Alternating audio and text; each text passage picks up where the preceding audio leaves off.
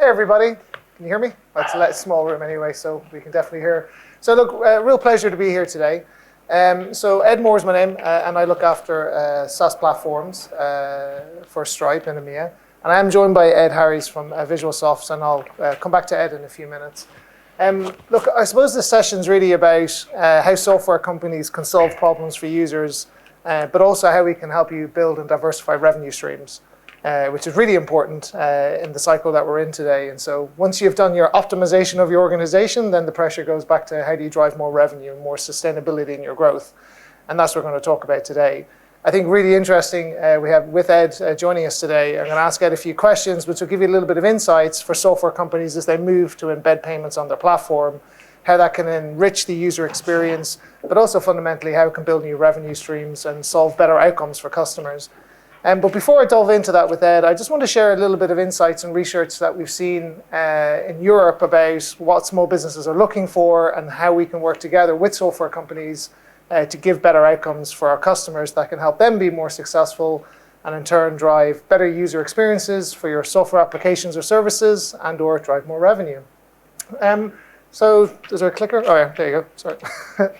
So obviously we all know the world we're in today is not wonderful. We're seeing layoffs, we're seeing optimizations of businesses. You know, we see a lot of the fiscal pressures in the markets. And so what we're seeing a lot with software companies, even pre this moment, is how do we diversify our revenue streams? How do we build more resiliency into our business? And so in that world, CPOs, you're obviously looking how to enrich your offer, how to differentiate, but also how to accelerate growth, reduce churn, et cetera, all sort of common aspects that you should be looking at. We actually did research with Edgar & Dunn, which is one of the top payment consultancies in Europe. We also did the same research with Bain in the US, which is the top one in the US. And what we found is that 75% of all businesses are using more than 4 SaaS applications.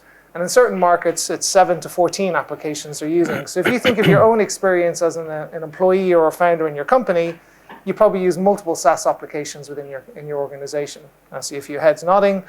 Pretty much anybody can identify that you're using Gmail, you're using Slack, you might be using Jira, et cetera. And so you're using a proliferary of software applications. For small businesses, fundamentally, that's not really something that they should be doing in the broader context. And so when you look at what they're trying to solve for, they're all trying to solve for cost cutting is a factor, but once you're actually cut your cost, then it's about how do you accelerate growth, and then that means moving into new countries. It means accelerating your go-to-market. Product differentiation becomes a really, really big factor sitting behind that. And so when you're looking at the prioritization of businesses, this was done just before the world turned a little bit, but fundamentally it's still the same. Once you optimize your business, then you have to look at the other priorities. How do you win more customers? How do you grow into new markets? It's pretty logical, but still fundamentally now it's actually hyper accelerated because people are looking for new ways to do it. And as you know, in any business model, you're trying to do something with the highest outcome with the least amount of risk and the least amount of cost. Okay, so all those things sometimes can seem conflicted because we came from an environment before these recessionary impacts around let's focus on growth and profit will come later. Now it's we need profit today and with obviously balanced growth. So in this research, when I mentioned about the applications or services that we have, you know, SMEs are using a lot of SaaS applications today, okay? And so why is that important? It's important because it's adding more complexity to their business. But the other part is it's adding more cost and it's adding more complexity in terms of the user experience that you can provide to your customers. And so what a lot of software companies are trying to solve for, being ideally the central OS for the user persona they serve or the customers they serve, is to try and be that single operating system and embed services within that, if that makes sense.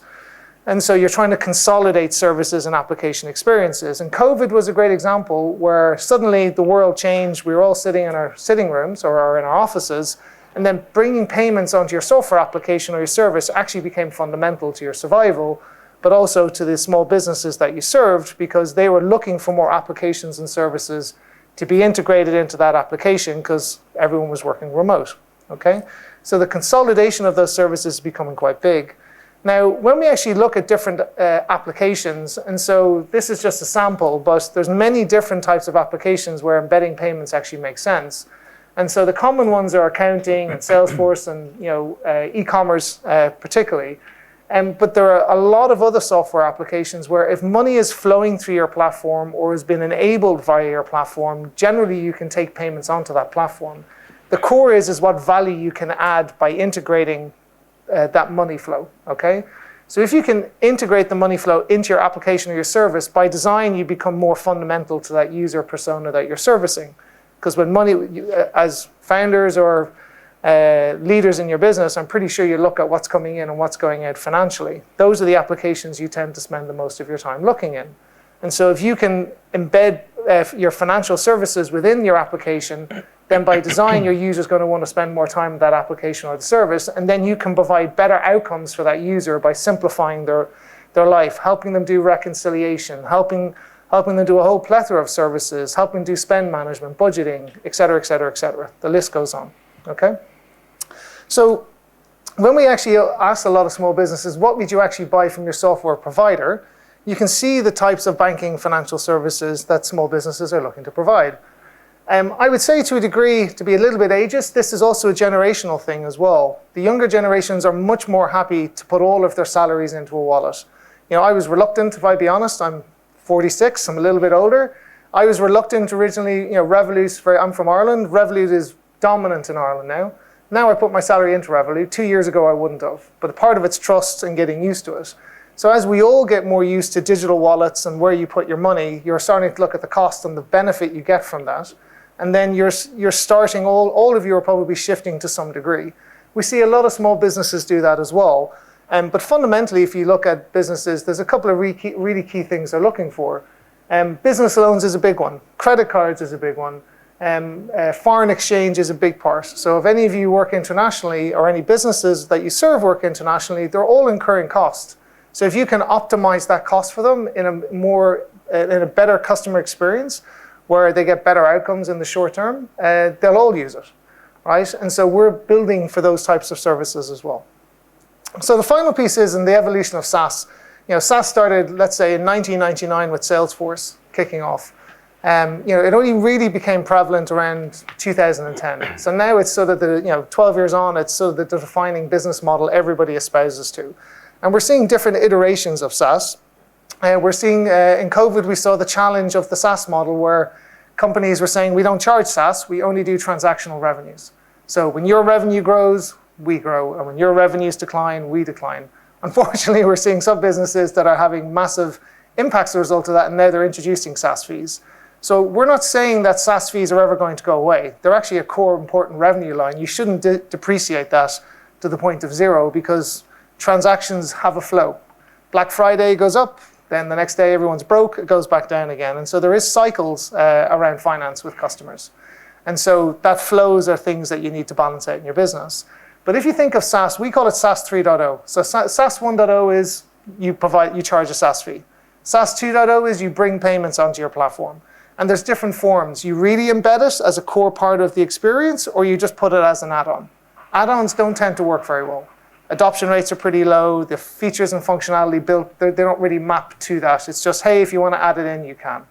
But the companies that really embed it, they can become really, really successful. And they can make significant parts of the revenue. A lot of companies we work with, between 50 and 75% of their margin actually comes from monetization of payments and financial services. And the SaaS fee is what keeps the lights on, if that makes sense. So most of their growth actually comes from monetization of payments.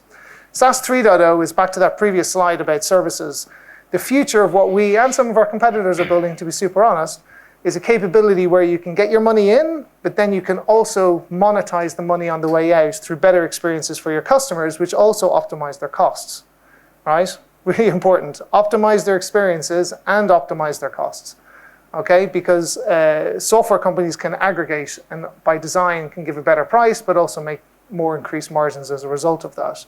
And so when you think of financial services, if you think of your user persona, particularly, I think there was somebody talking about, the creator economy, there's a lot of software companies trying to build for that market by saying, hey, well, if you're brand new, you probably want a bank account. You probably want a debit card or a credit card. You probably want a loan. You may sell internationally if you do drop shipping, and then you're incurring foreign exchange. Hey, we could help you optimize for that. You want to do reconciliation of what's coming in and what's going out. there's a whole plethora of services you can build around that persona. And the core is you don't have to build it. You can leverage companies like Stripe to build that out. Okay? So if you think about SaaS companies that are doing really well, we have over 10,000 platforms currently using us today.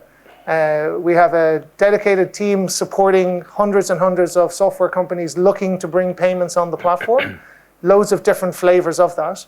And I think there's some really interesting opportunities for you to dive into. The number one core I would really recommend you look at, yes, you can make money out of it, but the number one thing you need to look at is the user experience. How does it make it better? You can add it on, but if it's not fundamental to the flow of your application or your service, the adoption rates are generally low, but also your value is low, and that means your only value prop is price, and that doesn't work. That just means it's a race to the bottom and you don't make any money. Okay? So I'm going to bring Ed in. I have a couple of questions to ask Ed. And so I think I'd love to talk with Ed about how they're taking advantage of embedded payments and differentiating the user experience. So I think just to start with, Ed, it'd be really great if you could give everyone in the room a bit of context about VisualSoft and what you're doing. Sure. Well, nice to see everyone today.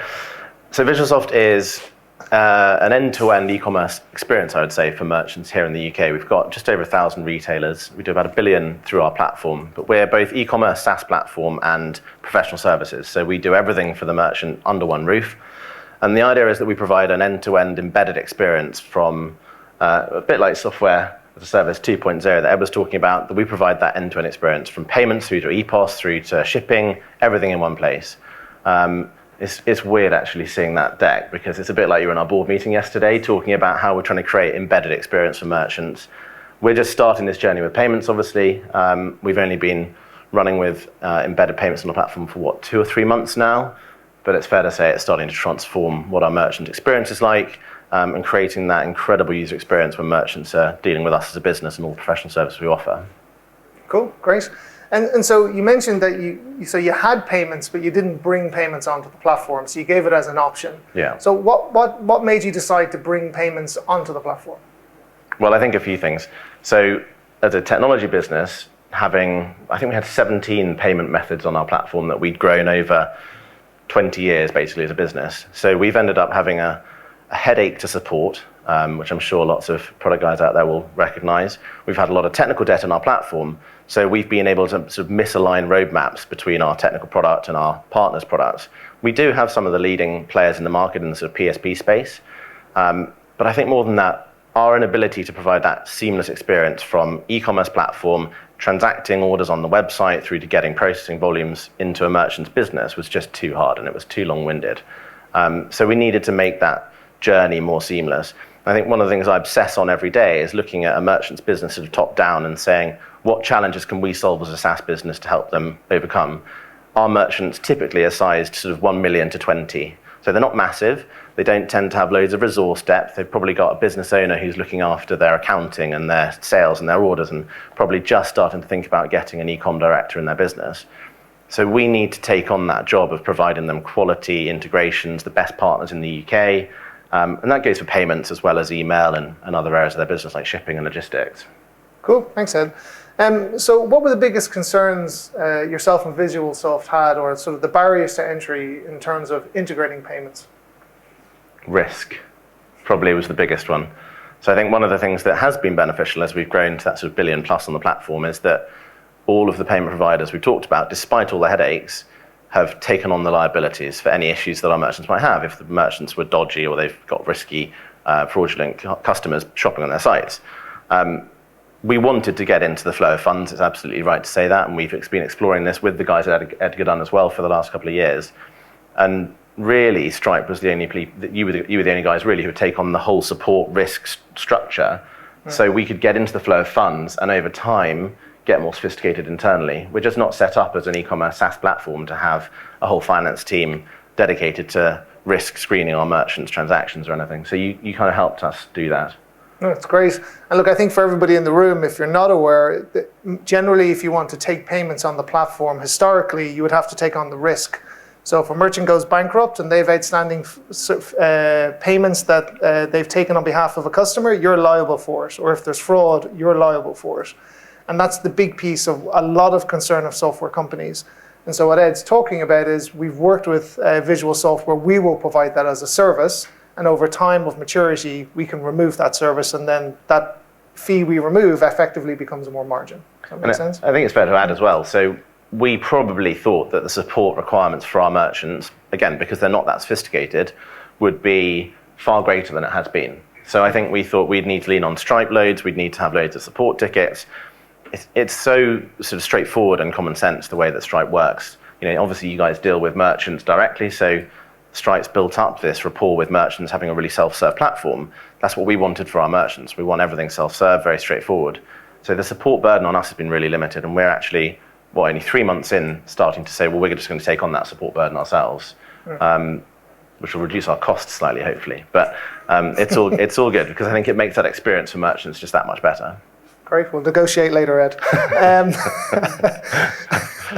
So when you were looking for somebody to partner with, what were the observations you saw in the market? So a bit of a disclaimer here, because I do quite love Stripe from what you're doing to our business. We spent a year, so we had the guys from Edgar Dunn, who are sort of leading consultants in the market, work with us, look at our structure, look at all the players we had on the platform. We work with likes of PayPal, we've got Checkout.com on the platform still. We invited a couple of other providers in the market, big green label, big green logo that you'll probably recognize, to pitch for VS Pay, which is now our product that we've called it. And quite frankly, there was not really anyone who sort of stood up to the complexities that Stripe offers in a really simple package. And this is one of the big sort of differentiators we see in the market. When you look at payments, you've got legacy providers who essentially are just big conglomerates of age-old processing, and we all know the names out there, but they're just not very sophisticated. They can't layer in the value that we need to layer into our platform to give merchants the best experience. So then you look at you guys and a few others, you're just ahead of the curve when you can take on the support risk and the liability stuff, as well as that consolidated platform. And that's just payments. So then when we look at our platform vision for the future and we think we want to do payments, we want to create a really sticky product without contracts and things like that for merchants, how can we support them better? We want to take on more of the financial problems that they're facing. So accounting, looking at how do we give them debt in this climate. You handle all of that. And there's not really anyone else that I've found that does that, basically. Yeah. And I know I didn't ask you this question before, but when you were assessing, how important was simplicity of platform versus marginality in the negotiations with us and with others? Well, I think it's implicit in the fact that we make less with you guys than some of the other providers we screened. The first requirement was self-serve, ease of onboarding from a provider for our merchants. Again, they just don't have time, resource to be delving into their due diligence on which providers they use. So we have to do that for them. So yeah, it was the number one priority. Yeah. Onboarding as well, speed of KYC was incredibly important.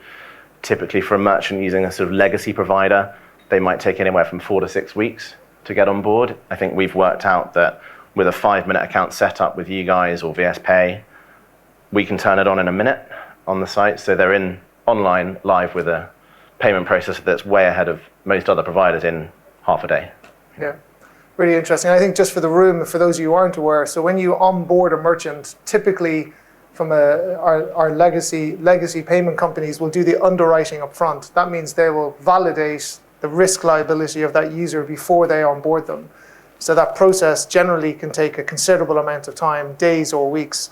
With ourselves, we onboard everybody, and via machine learning, we do it after the fact.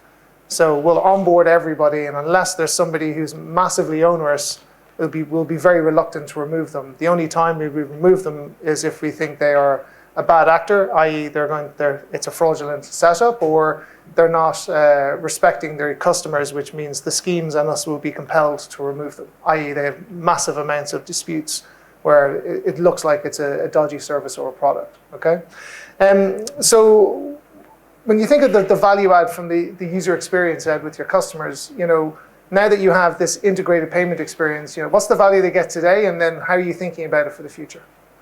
I mean, the value that they get today compared to, like, we've got a pay on the platform, we've got Barclaycard, is sort of transformative to them as a business. So I think if we did a comparison yesterday for our board meeting, actually, and it was looking at Stripe or VS Pay and the rest of the providers we have, there's something like 43 payment methods versus a couple. You end up with something that is so transformative to their business, all in one, end to end, easy reconciliation across multiple payment methods. It's sort of unprecedented for them in our platform experience, definitely. And I think actually when we compare to the market, we've got something now that compares incredibly favorably to people like Shopify and BigCommerce, where we get merchants typically coming to our platform from. They want that end-to-end experience. I think beyond that, it's a case of saying how embedded can we make that payment product and financial product in our e-commerce platform. So we then look at thinking about the overall economy of the merchant in our platform. So like you talked about money in, obviously the transactions that come from there, offline and online, how can we support merchants end to end there? How can we then help them with the marketing services we offer? So can we encourage them to take the funds they've generated on our platform, spend it at Facebook, Google Ads, for example, and we monetize that and help them support their growth. So our alignment with merchants is all about GMV. So wherever we can plug in functionality and help them drive more growth on their website, that's exactly what we're doing. So it's all about embedded experiences on our platform. Brilliant, brilliant. Thank you, Ed. So I'll open up the room to questions because we have about eight minutes to go. So questions for the two Eds. Don't be shy. Ed, you talked about how you guys made a strategic choice to take on the risk of doing the merchant onboarding and merchant assessment. Was that something that was built into the product strategy from the beginning, or was it something you learned, did you know that was going to be a point of differentiation from the beginning? Or? Yeah, so Stripe's been working with platforms like Visualsoft for over 11 years. So Shopify would be the poster child. That's where we started, and that's where Shopify actually started. So ironically, Shopify is defined as a fintech, but it's fundamentally built on Stripe. And so that's probably the best personification of where companies can go. The risk piece has been something in the industry for years. And so it's the model we're doing with Ed is in beta. It's almost GA, and the reason for that is we have to do risk modeling to understand the merchants that your business would serve. And so as we get better with that, we'll actually be able to broaden the use cases out further. But the reason why we built it is for the challenge of software companies don't have in-house risk, they don't have in-house underwriting, they don't have in-house support for payments. And if you look at the business case, that's generally the reason why you wouldn't do it, right? Because it's too complicated. You don't want to take the risk on because you can do a referral model, but you effectively are referring them to us. You're not embedding it within your user experience.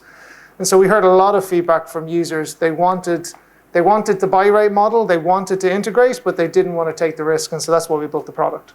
And so Visualsoft is one of the first customers we have on that program. We have quite a lot of customers on the program now, which is wonderful. But we're scaling that model. So there's only two. We don't do furniture and we don't do ticketing at the moment. And the reason for that is it's the long lead time. So if you buy furniture, it might take you 6 months to get it. And unfortunately, sometimes furniture companies go out of business. It's quite common. So the risk associated with it means you're stuck with the losses. So that's the only two categories we don't do at the moment.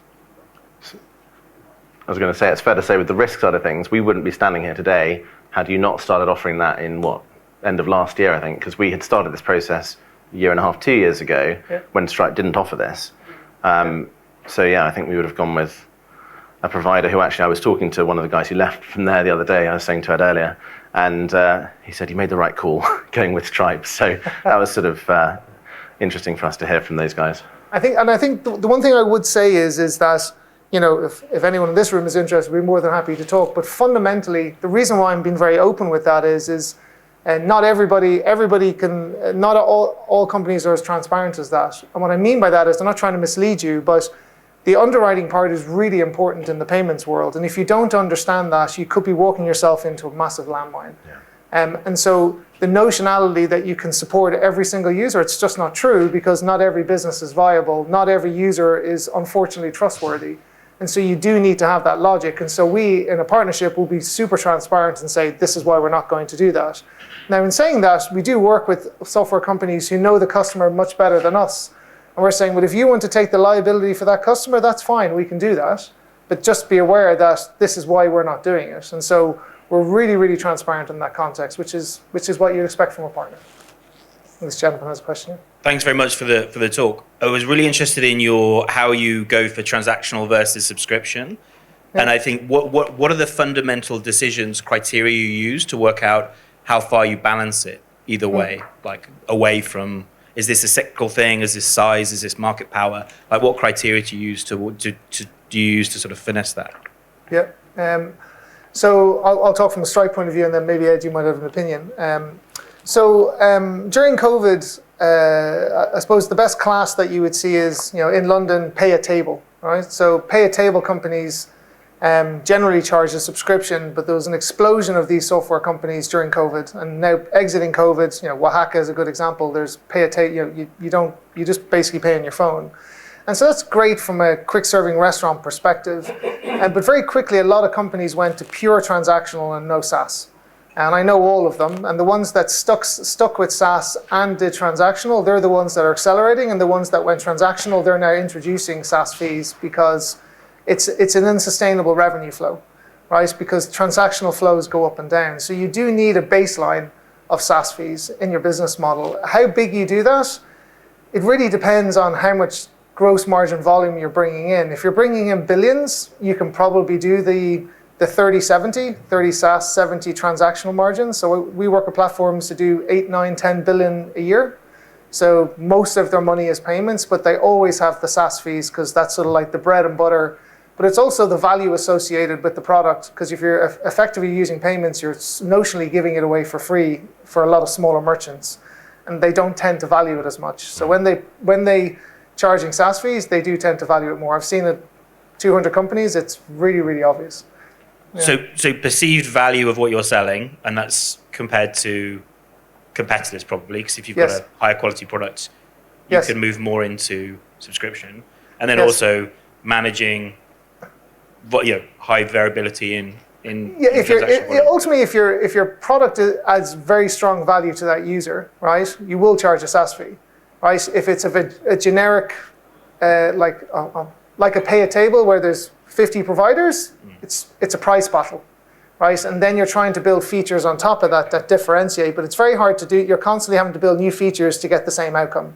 If that makes sense. Whereas if you have strong value-add features where yours is the de facto application, you charge a SaaS fee, and then you also monetize the transaction volume.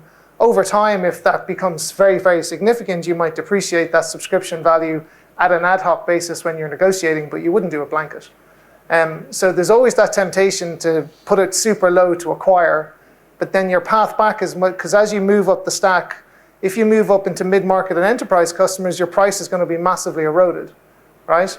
Because everyone's going to those big customers. So then the payment volume margin becomes much lower. Whereas if you're dealing with very small businesses, that's where you can make a lot of money.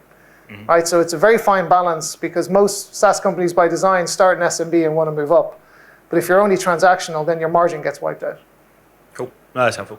No worries. Cool. Sorry, Ed, do you get anything? No, that's fine. I think that covers it really. I think we're at our time. So let's move forward. Thank you Cool. so No worries. much, Thank you. guys. Thanks, guys.